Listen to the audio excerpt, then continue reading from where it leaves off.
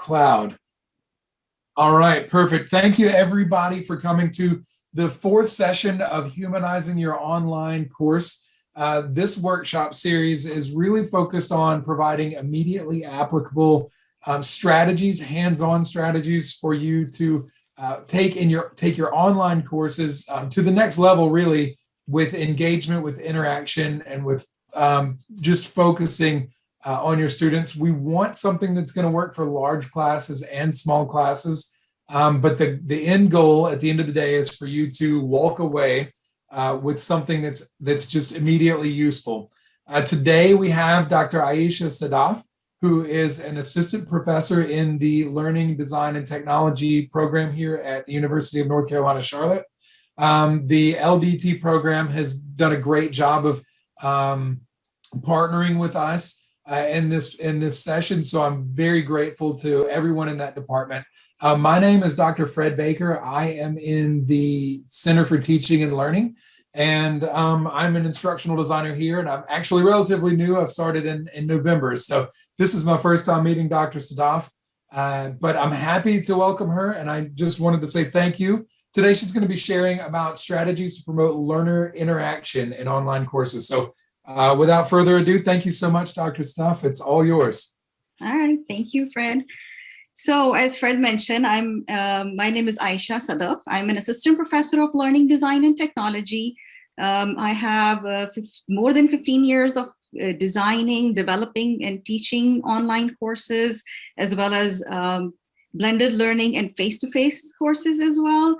My research is focused on online teaching and learning, and specifically I'm focused, I focus on strategies to promote high-level learning. I am interested in community of inquiries, collaborative learning, strategies to enhance critical thinking in online environments. And a lot of my practices in my teaching is informed by my own research and, research-based strategies as well. So I teach in a program that is Learning, Design, and Technology here at UNC Charlotte that's totally, completely online. It's a master. I teach master's and PhD students, basically we use asynchronous strategies in my courses. So most of my presentation today would be focused on asynchronous strategies, but I think like any strategy can be used in face-to-face. The same strategy can be used in online or blended. The medium is different and there is a different way of doing things. So I'm hoping that, you will take away these strategies would be beneficial in any way that you're teaching your courses. So for today's agenda, I'll talk a little bit about interaction. There are different types of interaction in online courses: learner-to-learner interaction, designing interaction, and then I'll share strategies of my courses that I use to promote learner interaction, along with the objectives of those interaction and what is the purpose behind that. So since I'm sharing my screen, Fred, I'll have you kind of monitor the chat box, and I would encourage all of you to just feel free to ask questions. Just stop me where I am, and I can answer your questions as we go along.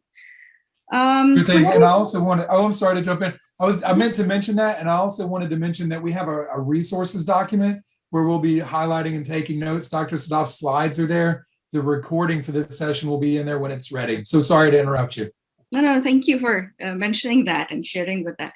So interaction, basically it is, an event that takes place between learner and learner's environment, and its purpose is to change his or her behavior towards an educational goal. So here, educational goal is very important for any environment that we are dealing with, so that it's focused, it's more purposeful. There's a reason behind it, not just like, okay, we want people to interact and that's it.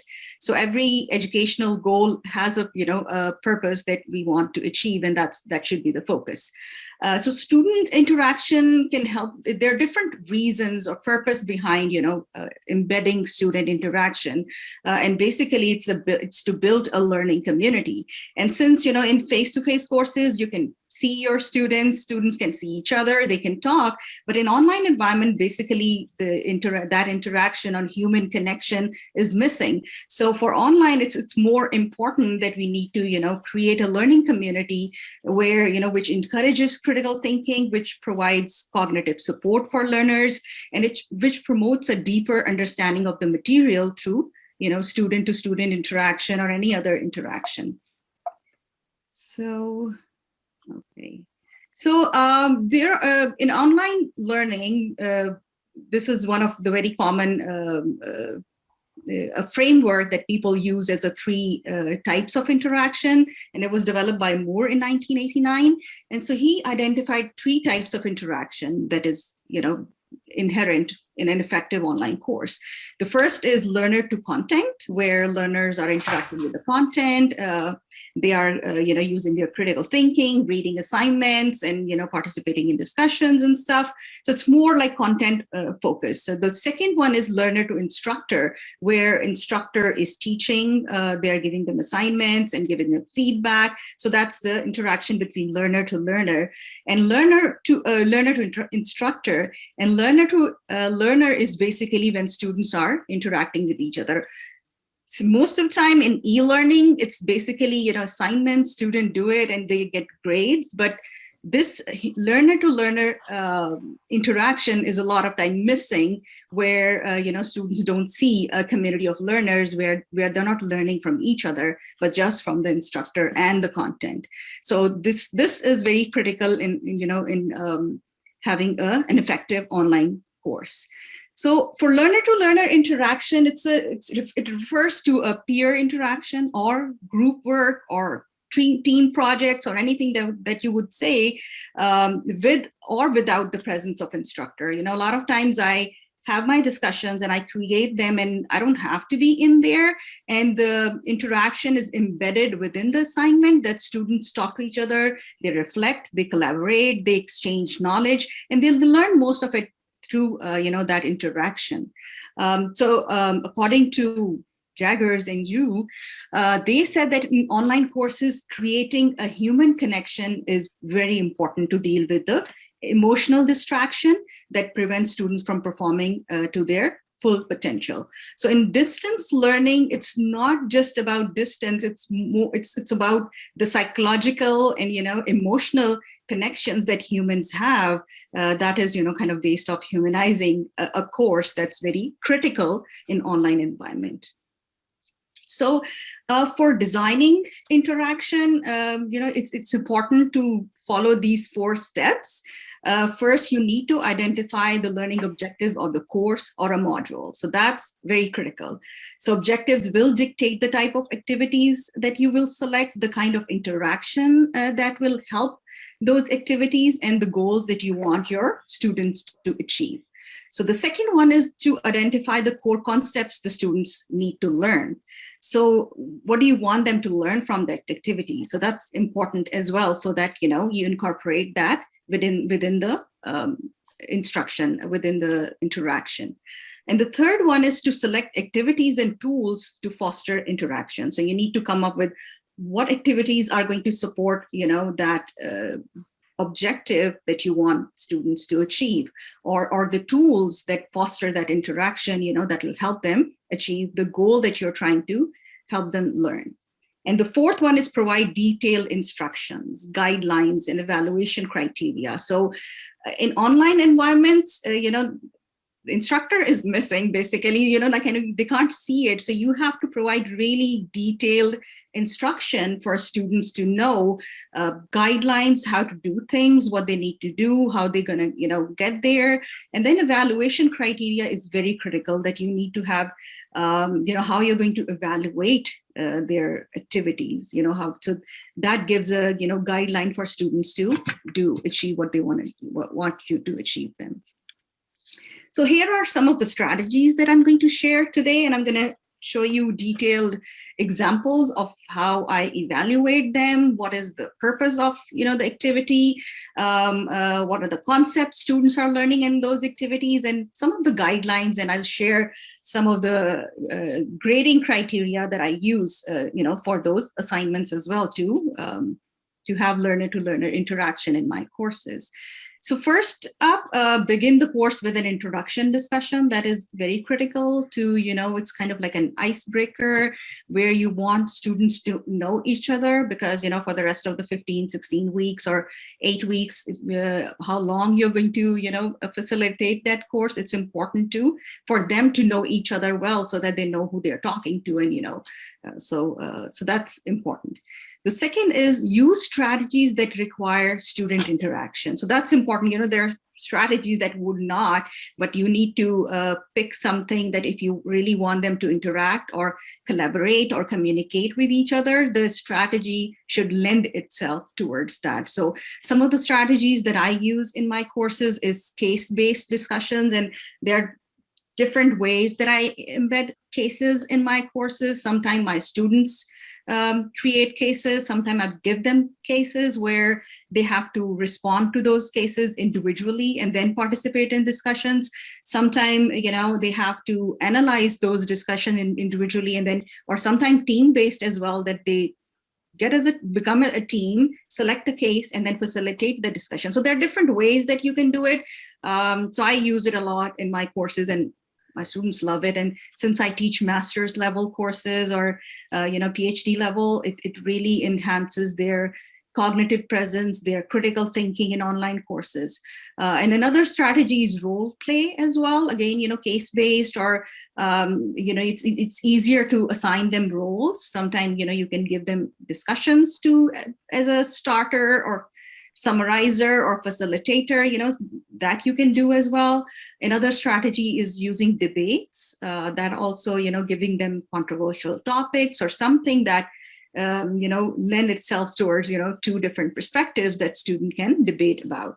And then another one is brainstorming. That also helps, sometimes I give them a problem to solve, my students, and then, first half of the week, I ask them to brainstorm different possible solutions to it, and then they come up with the solution as well. So that's another activity that is very interactive that you can use.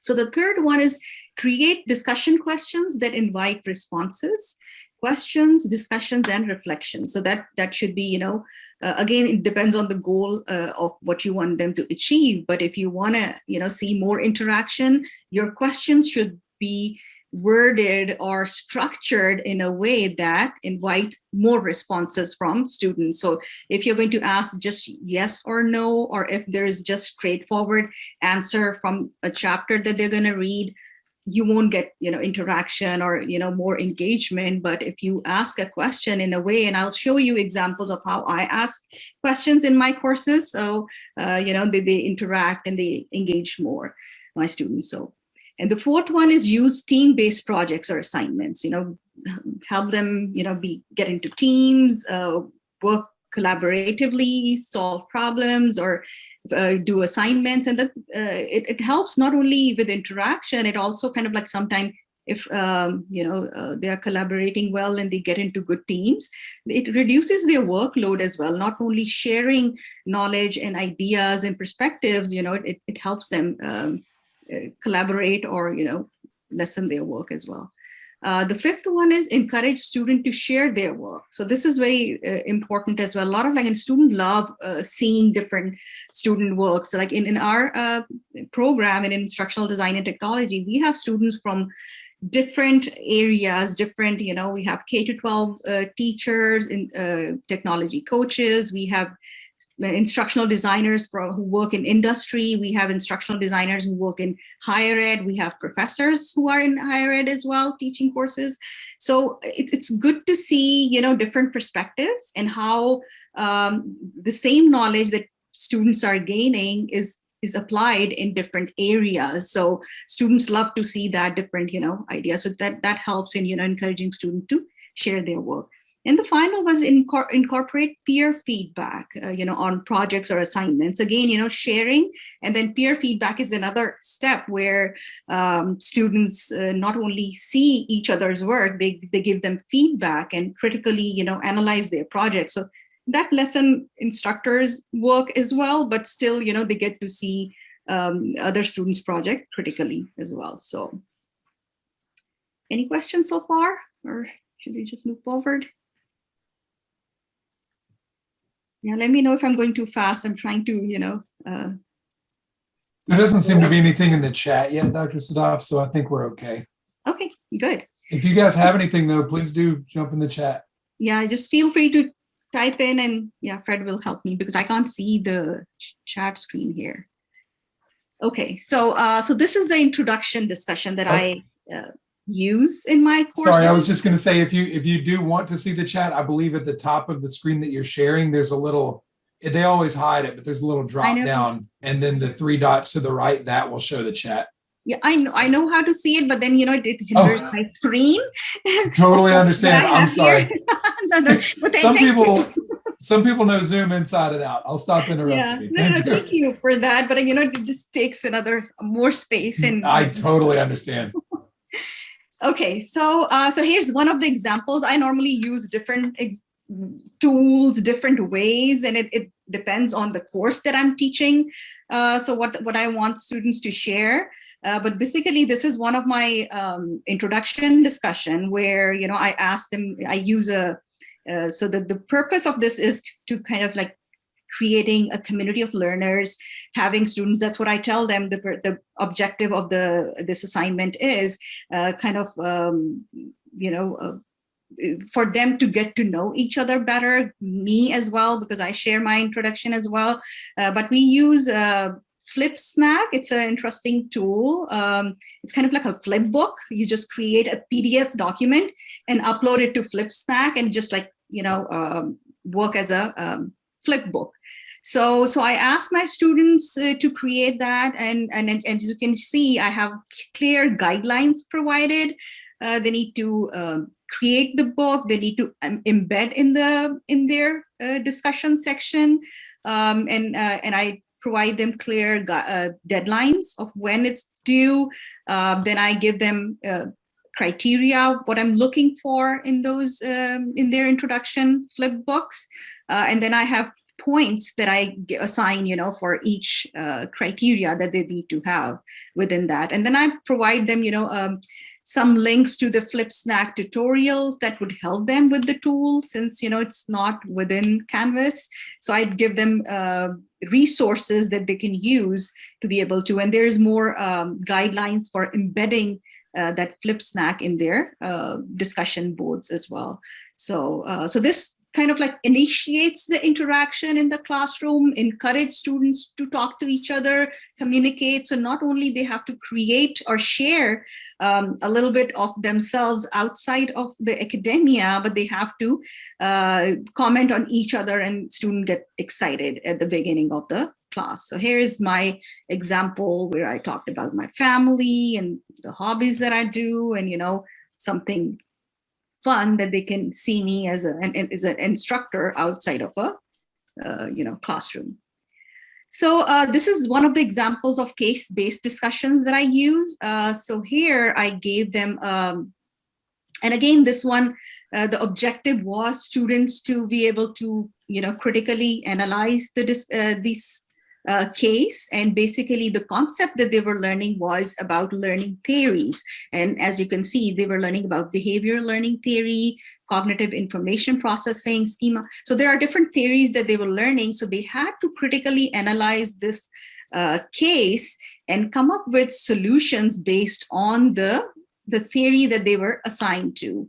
And as you can see, I grouped a student into so I assigned one theory to 2-3 students, depending on the class, so that, discussion doesn't go on and on. So this is the assignment. And then, here you can see how I broke down the questions. As I was talking about the question, you should frame the questions in a way that, facilitates interaction.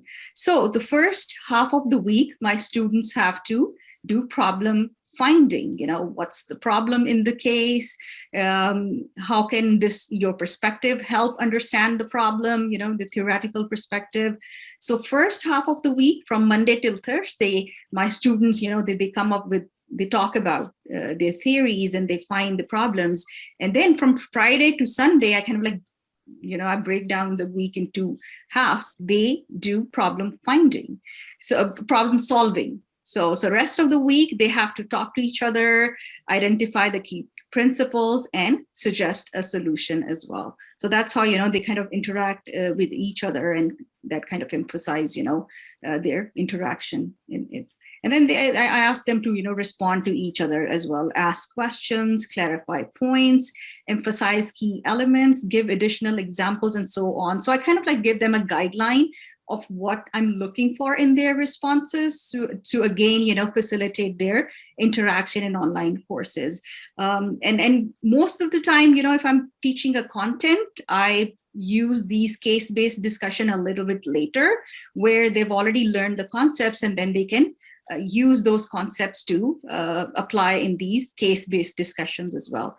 And I tend to not facilitate a lot, since they're master's PhD students, and their discussions are very interactive, and they love talking and sharing and coming up with their ideas. So, but if you're teaching an undergrad class, maybe, it would need more facilitation. But the way I design my assignments, students just automatically interact with each other and talk to each other. And case-based is like, using a story anytime would help students, get into the content more and learn and focus on, what they're learning as well. So it's a good way to learn the concepts and apply them in real world examples or in real life as well. This is another way that I use my case studies, case-based learning. And then, I use debate strategies or role play in this discussion. As you can see, again, there are two parts to this discussion. And the first one, I gave them a chapter that was kind of like a longer case. And this is one of the courses that I teach. It's all case-based. Every week, students solve cases. So this was one of the cases that they were solving. So here, there were two instructional designers who were, there was an instructional designer who was working with, a professor, and they have different ideas. So I kind of created a debate that, half of the students have to agree with the instructor, who had the course, and then the instructional designer who they both have different approaches. So that was that's an interesting discussion, because that there are different ways for designing interactive online experiences, and students come up with a lot of strategies of, both ways of who to support and who not to support. And at the end, they have to come to a conclusion. So half of the discussion, they take the roles and they debate a lot. And then the rest of the week, they talk about, the goals and objectives, and they come up with the solutions to the cases as well. So, and again, I kind of give them detailed guidelines that ask questions to clarify points, emphasize key elements, give additional examples, and so on. So more guidelines, and as much as it's clear, the due dates are clear, students know what to do, and that students are more active in the discussions. This is one of the work where one of the strategies that I use to share student work. So what they do is, in this assignment, they work on a research paper, and then I ask them to share their research. So this basically interaction helps them, share better their communication skills, share their research. And again, like in a face-to-face class, you will, a lot of times students, they write research papers and then they have to present, or even if they go to conferences, they have like a 10 minutes presentation that they have to do and communicate their ideas in that short amount of time. So that's the purpose behind this assignment, that I asked them to just create 5 minutes screencast-o-matic narrative presentation in which, they talk about their final project, they share with their peers, and I ask them to, comment on as well. And I use, again, discussion forum to do that. And again, here, I've provided them resources. Screencast-o-matic is a great tool for creating, narrative presentation. And then, there's a link for tutorial as well, so that, since Screencast-o-matic is not part of Canvas. So I try to provide tutorials or links to resources that they can use, to use the tool as well. And here you can see that, I have a procedure for them to complete. Short presentation. I wanted to have an introduction, purpose of research, synthesis, and conclusion, so that they exactly know what I'm looking for, within their presentation. And again, 5 minutes long. It should be embedded, and I'll take off points if it's not. So clear guidelines of what they need to do, and how they can work on this presentation and share their work. This is another team-based assignment. And in this assignment, actually, the purpose is for students to learn about the profession. So they have to interview one of the instructional designers. So again, my students are instructional designers. They learn about instructional design in my program. So they have to interview an instructional designer and learn about the role that they play in a learning design and technology profession. So here you can see, my grading checklist that kind of give guideline for student or understand how I will be evaluating and what they need to have. So first they have to get together as teams, like 2 to 3 students. They get into teams, they interview an individual, they come up with a presentation, and then they embed that presentation within the discussion board. And then we have discussion on that. So again, I have provided clear guidelines, what they need to do, how to establish a group.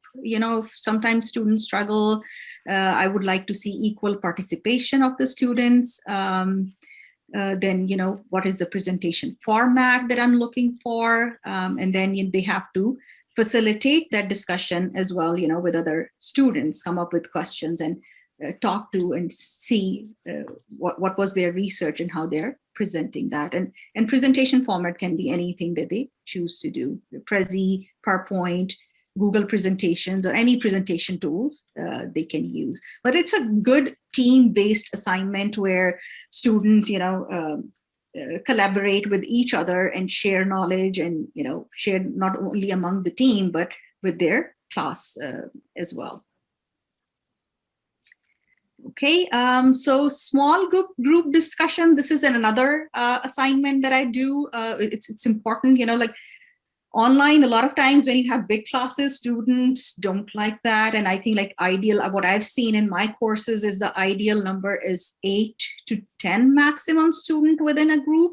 And sometimes I do have large classes like 25 or, 20 to 25 students as well, for master's level, not undergraduate large, but still I break my student into smaller groups. So if I have I break them into 8 student per group, one discussion, and there's a feature that you can do that in online in Canvas. So I break them down, assign different things. It's always easier to communicate within a small group rather than in a large group, because for student it becomes overwhelming for them to scroll down long posts, long discussions, and they tend not to like that. So in this group assignment, students were exploring instructional design models. And what I did was, there are so many models to explore, and it's hard for everybody to cover. So I still wanted all the models to be covered. So what I did was I assigned 2 students to one model, and then they had to research that model. And then, I had guidelines of what they're looking for, tools that they'll be using, their guidelines for submission. So this assignment also is very interactive, and, it kind of enforces students, interaction as well. So the first week they have to do research, write about this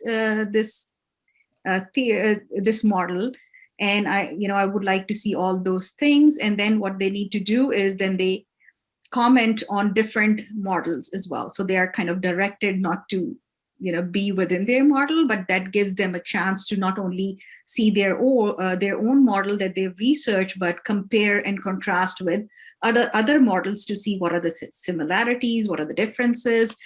So that also kind of lends to the student interaction in the course as well.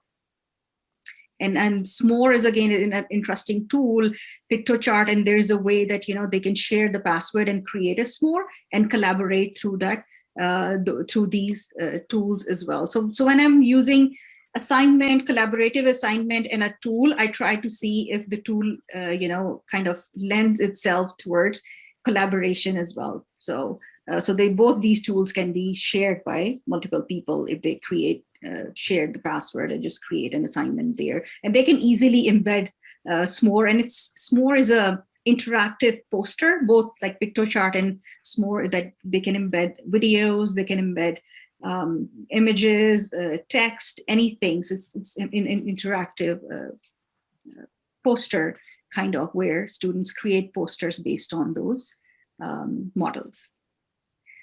Okay, moving on. So peer project critique, it's kind of like peer feedback, but what I do is not only tell them to give feedback, or, I give them some assignment that requires more higher level learning. So not only interaction, they critically look at their own projects and use the same framework to analyze their peers' projects as well. So, they can critique on that. In this project, they create job aids using multimedia projects. So they can create videos or, any multimedia, even PowerPoints or anything that requires, maybe video, audio, images, text, colors. So they create a job aid. And what they do is my students upload that job aid in the discussion forum section. That's what I use. And then I give them a framework, that has to evaluate the interface design and for the effective learning multimedia. So again, here I have detailed guidelines, what they need to do, what I'm looking for, what are the 8 different rules of interface design, and I want them to critique each one in their job aids projects that they're working on. So students, here, if you can say include a link to the project, so they have to link their multimedia project, and then they have to critique first their own project, and then they have to use these 7 rules to critique their peers project as well. So they have to pick just 1 or 2 to critique. And I encourage them to, post constructive responses so that peers get to improve the project rather than just criticize, the negative things. So that also I try to encourage. What did you like about the project? What suggestions do you have for improvements for this project? So basically the purpose of the assignment is to help others improve what they already have. So they are required to suggest something based on these, criteria for them to improve. And during evaluating their peers' projects, they get to learn more, not only seeing their own projects, that they get to see different projects from different, perspectives as well. So another one that I use, this is again in my case-based class course that I use. So team project, student-led discussion.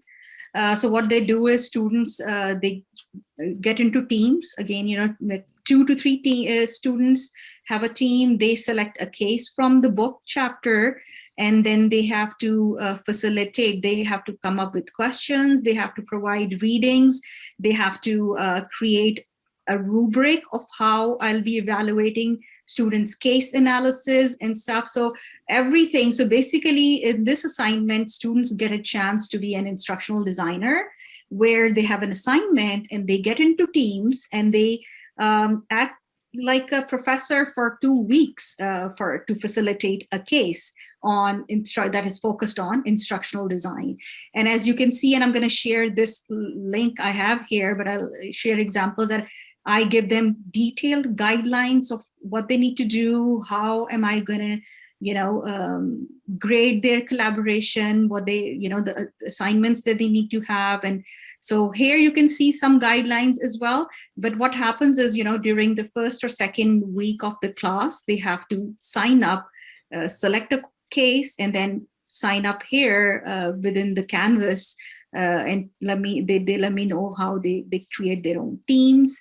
They select their own timeline, whatever is convenient for them. They select the cases. Again, the case-based in learning, these are instructional design cases that are focused on different industry, maybe, again, as I said, K-12, industry, higher education, anything. So students usually pick a case that's more relevant to them or more meaningful towards, their professional goals. So that's what, they sign up. And this is another kind of scaffolding document that I provide them, and that gives them more detail or guidelines or, what they can do and how they can achieve this assignment, because it's kind of like more complicated than normally just participating in discussion and getting together. But this one requires more, the students assign roles to each other, and it has, more in-depth collaboration embedded in that. And this is kind of like the evaluation checklist that I use for them to evaluate the whole activity, how they structured their case discussions, if all the facilitators were involved, in the facilitation process. So I look at, they divide their work based on that. Was the opening question activity effective enough, since they're designing their questions as well? Was the discussion organized in a meaningful way? Were the readings and instructional strategies appropriate for the particular case? Was there any attempt to use innovative methods? So students do use, and this is an advanced course in instructional design. So they've taken most of the courses, and it's kind of like at the end. So they can use any strategies, tools, they're very creative. And so basically using their knowledge from the entire program, basically, so they take these case-based class and apply into this one, as this assignment. Were the case objectives met? They come up with their own objectives and assignments along with that. Did the feedback form? So feedback is the rubric form. So they create their own rubric and they give it to me. I actually grade their projects, but the team give me the rubric and prepares the rubric. And then did the facilitators make the case topic relevant to the course? So these are detailed, evaluation criteria that I use, and students have access to it. And they know that, and in addition to that, I give them feedback. Managing the case discussion, how they facilitate, and closing. So they have to summarize and they have to reflect on that as well. So this is one of the assignments that I do. So just to wrap up, these are some of the strategies that I've used. I hope it's beneficial to you. And if any of them you want to know more about, I'm willing to help. But I would say that effective online teaching learning depends on the nature of the interaction and how interaction is facilitated or designed through a technological medium. And in our case at UNCC, it's the Canvas. And there are so many other tools that you can use, but basically we have to use that as a base.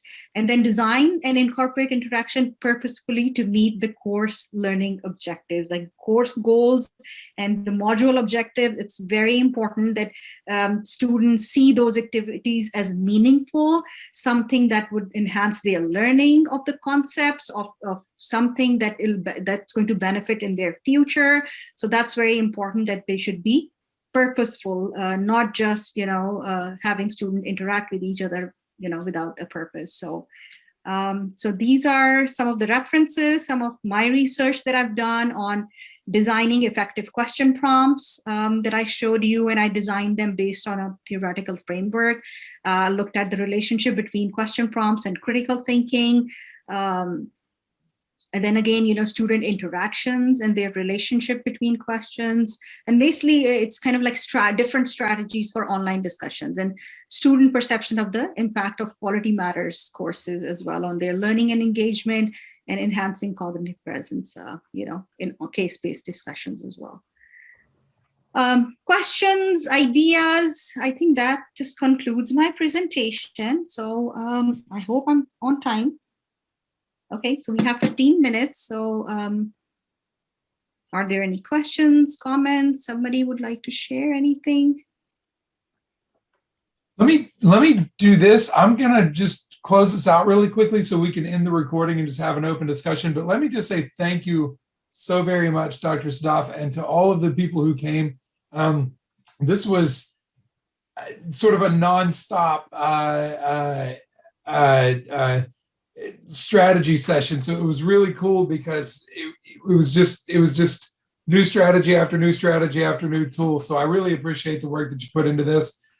This is the last session of the Humanizing Your Online course session, but there are recordings in the notes and on the CTL YouTube channel. So thank you again, Dr. Sadaf, and everybody who came. I have a question.